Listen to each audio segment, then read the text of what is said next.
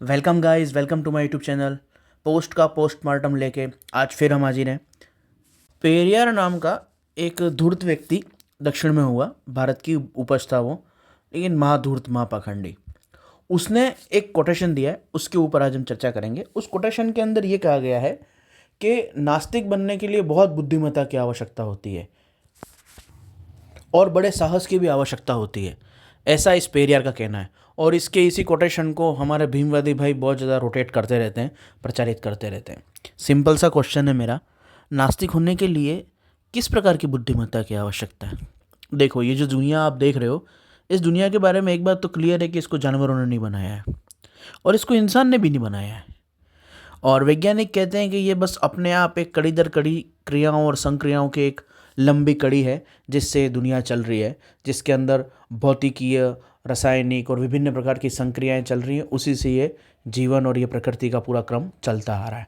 तो इस प्रकार की जटिल संरचना जो क्रमिक विकास से निरंतर क्रम दर क्रम कड़ी दर कड़ी चलती जा रही है, ये पशुओं ने नहीं बनाई, मनुष्य ने नहीं बनाई।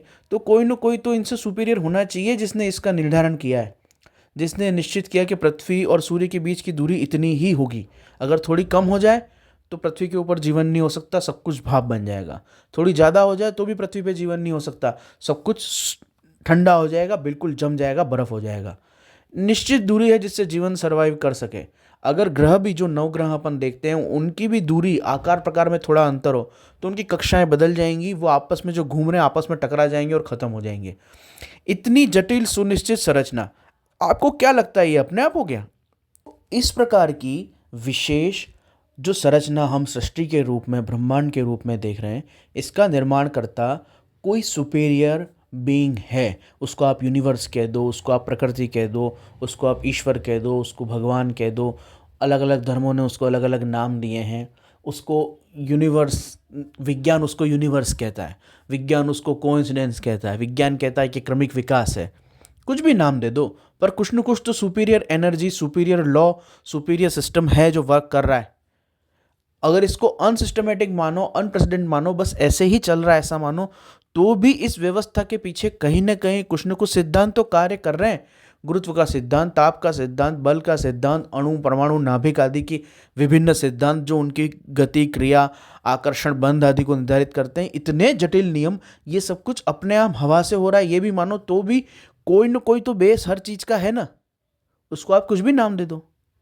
इतनी सी बात समझने के लिए बड़ी बुद्धिमत्ता की आवश्यकता होती है और साहस की आवश्यकता होती है, ये स्वीकार करने के लिए कि हमसे सुपीरियर कोई तत्व है जो इस सब का निर्धारण कर रहा है। नास्तिक बनने के लिए आपको बुद्धिमत्ता की आवश्यकता नहीं है। वो तो पशु भी है, पशु को भी ये मानने में नहीं आता है कि कोई सुपीरियर हो सकता है। पेड़ पौधे भी नहीं जानते हैं कि उनसे सुपीरियर कोई है जिसने इस सब का निर्माण किया है। कोई है जो इस जटिल संरचना का निर्माता है, ये सोचने की क्षमता केवल और केवल मनुष्य के पास है। और जो मनुष्य इस बात को स्वीकार नहीं करता है और कहता है कि बस ये धमाके से अपने आप सब बन गया, उससे बड़ा मूर्ख कोई नहीं हो सकता। ये सच बात है कि धमाके से ये सब कुछ बन गया, जो फिजिक्स प्रूव करती है। लेकिन धमाके से बनने वाली ये चीज़ इतनी सुंदर है, इतनी सिस्टमेटिक है, इतनी नियमों के अंदर नियमित है कि ऐसा धमाका दूसरा फिर कभी नहीं हुआ आज तक नहीं हो सका। और ये संयोग नहीं है।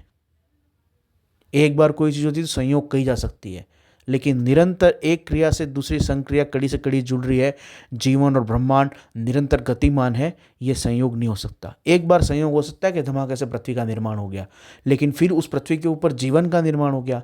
वो जीवन अपने आप चल रहा है, एक कोशिकीय से बहुकोशिकीय, फिर से उसे वृक्ष, फिर वनस्पति से विभिन्न एक कोशिकीय जीव, उन जीवों से जलचर जीव, उनसे थलचर जीव, उससे फिर पशु पक्षी, फिर मनुष्य तक का ये जो गतिमान जीवन चल रहा है, इतने सारे संयोग नहीं होते हैं बिना किसी निर्धारक के, बिना किसी नियंत्रक के। तो इस बात को समझने के लिए, स्वीकार करने के लिए जिस बुद्धि की आवश्यकता होती है वो केवल मनुष्य के पास है। और इसको स्वीकार करने के लिए बहुत साहस चाहिए, बहुत श्रद्धा चाहिए, क्योंकि ये साहस चाहिए हृदय के अंदर कि जिस चीज़ को देखा नहीं, जिसको अनुभव किया नहीं, जिसका कोई अंदाजा नहीं है, उस बारे में ये मान के चलना कि कोई तत्व है और उस सत्य को स्वीकार करके उस सत्य की खोज के लिए अपने आप को अर्पण करना, एक दार्शनिक आधार पे, भले वैज्ञानिक आधार पे ना हो सके तो। इसके लिए बहुत बुद्धिमत्ता चाहिए।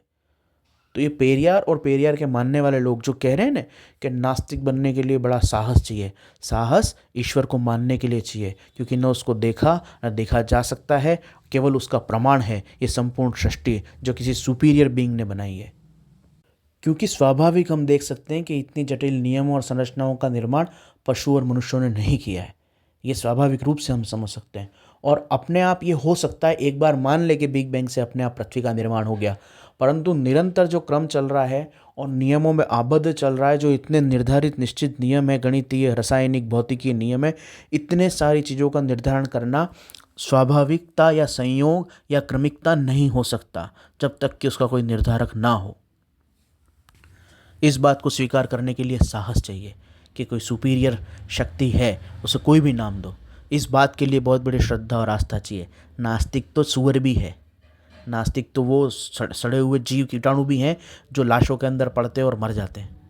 तो नास्तिक होना कोई बड़ी बुद्धिमानी की बात नहीं है। नास्तिक तो पेड़ भी है, क्योंकि वो सोच ही नहीं सकता है कि इतनी जटिल संरचना कहाँ से आई। नास्तिक तो सुअर भी है, क्योंकि वो समझ ही नहीं सकता कि इतना विशिष्ट और जटिल संरचनात्मक ये पूरी व्यवस्था कैसे चल रही है। नास्तिक तो कोई भी हो सकता है। जिसकी बुद्धि काम नहीं कर रही है वो नास्तिक हो जाएगा, जो मनोरोगी है वो नास्तिक हो जाएगा। धरती के बोझ है नास्तिक, सबसे बड़ी समस्या है विश्व की, वो तो कोई भी हो सकता है।